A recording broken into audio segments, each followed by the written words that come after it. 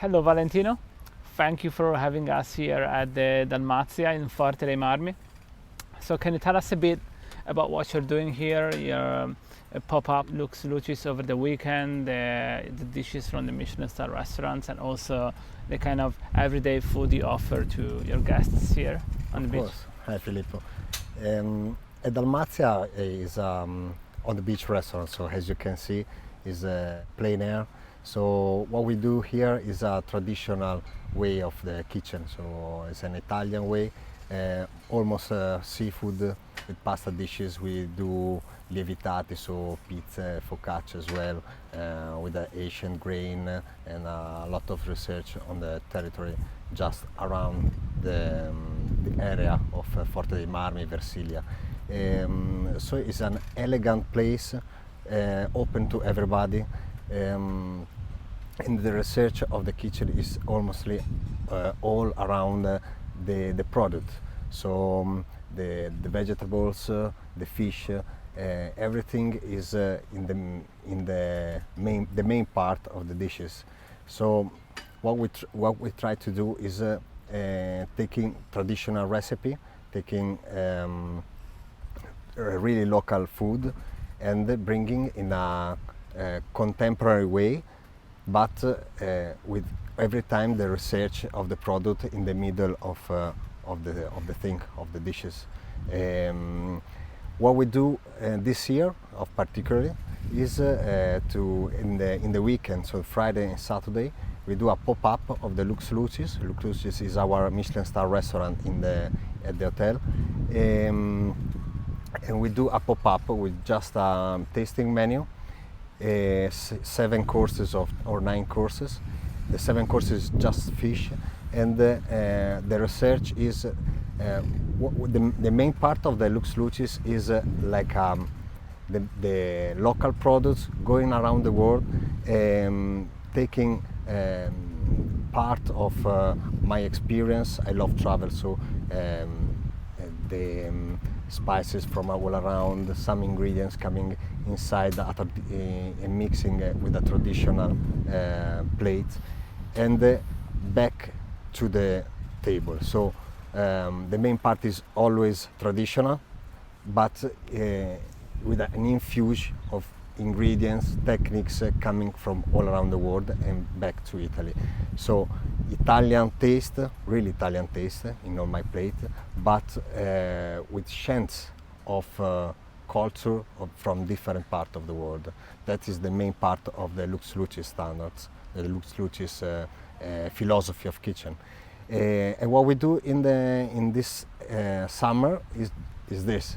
So taking the Lux Lucis experience in a more casual place, so just on the beach like us today, and give them the same experience in a different mood, a little bit more informal, a little bit more easy, with the same kind of style as you can have all the years on the Lux Lucis.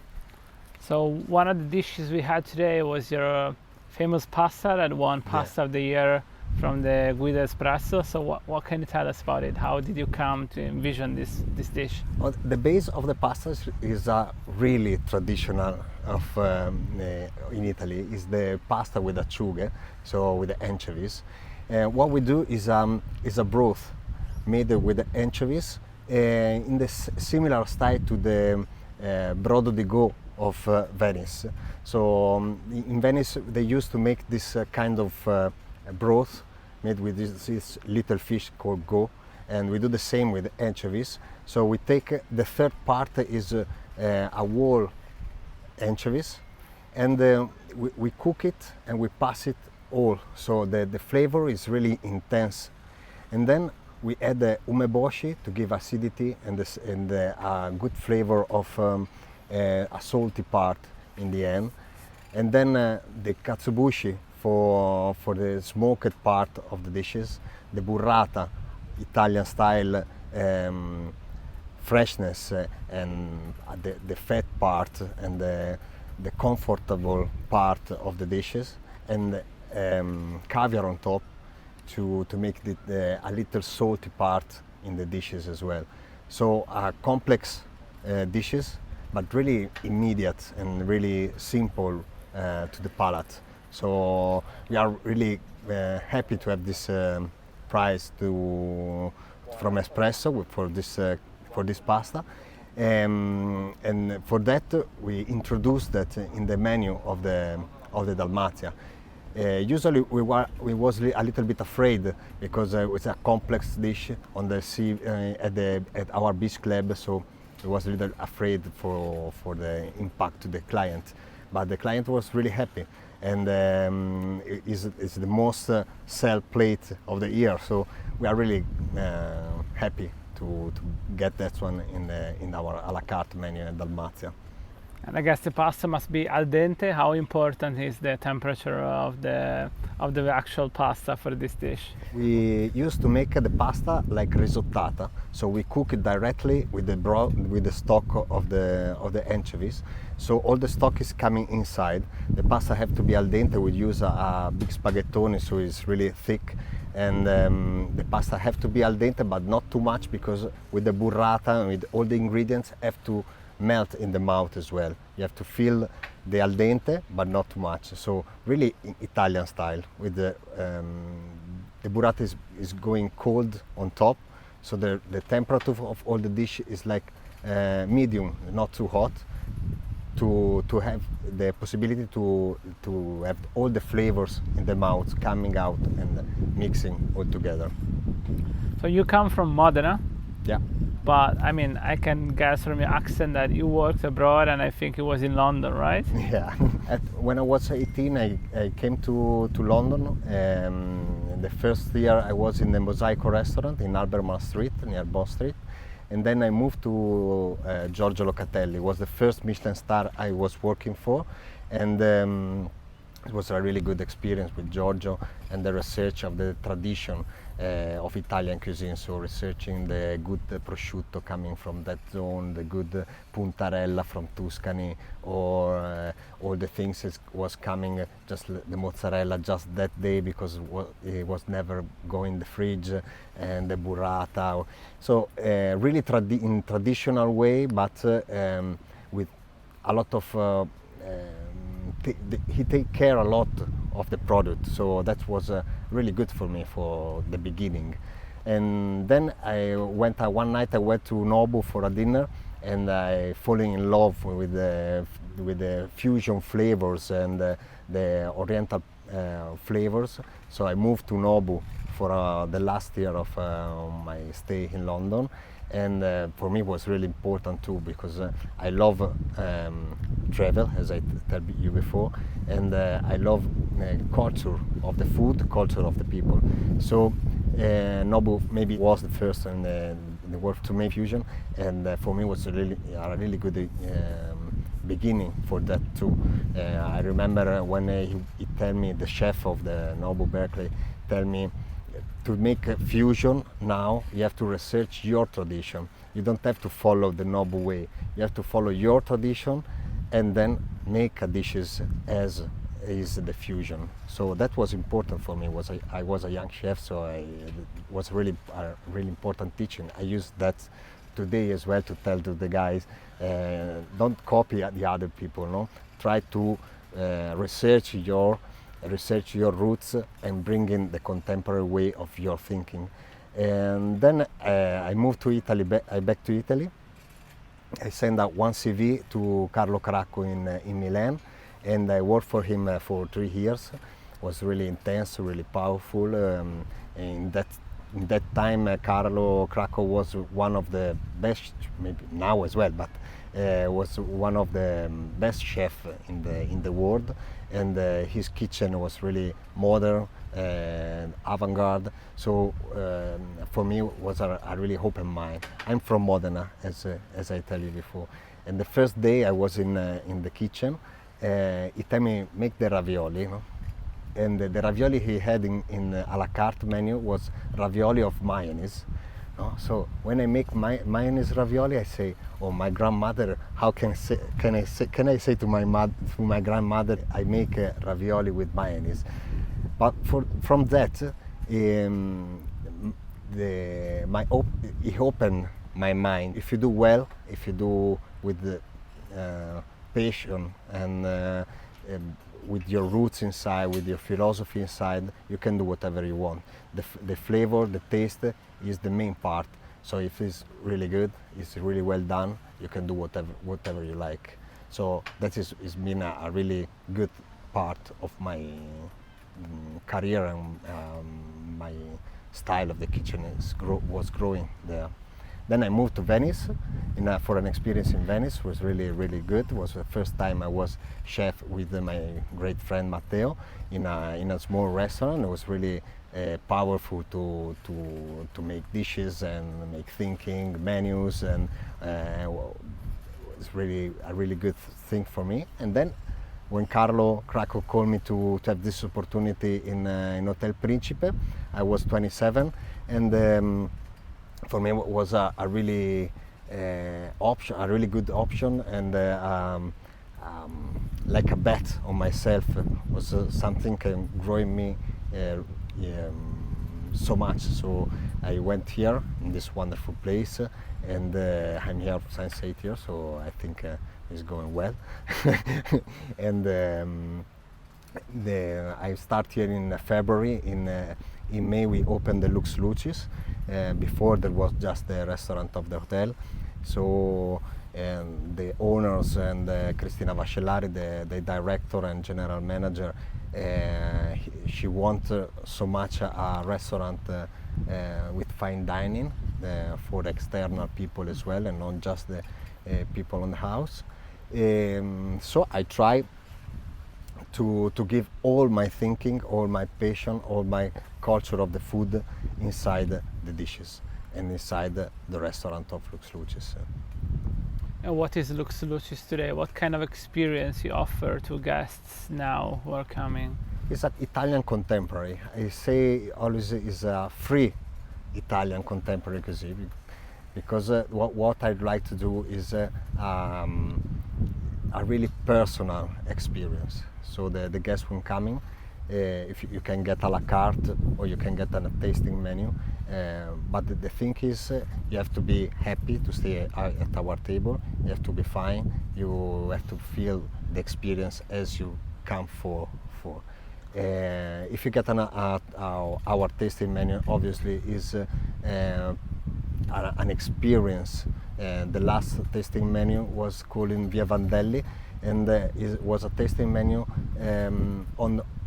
basically on my roots. So from Modena, Via Vandelli is an ancient road connecting Modena to the Versilia. So we represent that in the dishes. So you can see my beginning. We start with a plate called Roots, for example. Basically, the feeling of tortellino. You take it from your grandmother and you eat it raw. So all the tasting menu is my story, the story of my staff, my brigade, and we try to represent ourselves inside the menu. Did you expect Modena to become one of the most famous places in the world for food? Obviously, it's surprising me, but not at all, because Modena have a great culture of the food, as Tuscany has a long culture as well. But it's a lot of difference from the tasting. The Emilian food, the Modena food, is elegant, is delicate, is powerful, but like the music is sounding slow but powerful at the same time. The Tuscany way is rich, is strong, is direct. So I think my kitchen is a mixing of that. So it's elegant but strong. It's elegant but it's delicate but powerful at the same time. So that I think is good. And Modena have all the reason to be so high in the like a destination for food expert and for food fans people. So, what kind of research you say you do at Lux Lucis on the food? I understand that you also work with the local university to research like the wheat? What we do is we call it, we are chefs, but we are ambassador of what we do. So what the food is, and it's not finished in the plate when I put it on in the table, but what is behind, what is in the back of the product is really important. Around here there are a lot of producer, small factories, small people have good products, and you have to give them a hand to growing, because there are a lot of products, like for example the pastinocello of Serravezza, nobody knows, but was an ancient carrot, a white carrot, become like pastinaca in some part, but here is the original part, and there's one producer is still making, and he making just for the university to keep the seeds, but nobody use it, nobody eat it, because it's a little bit more hard, it's not perfect, growing in height in the mountain, just in the back of the Versilia. So we try to represent this, for not losing these people, for not losing this product. We try to use it, we try to help them to plant more and to sell it, because otherwise they can plant, but and they don't sell it. We are here for that. We take care, plant it, we buy it, and we use it, and we give to the customer something they can eat just here. It's really that is an experience too.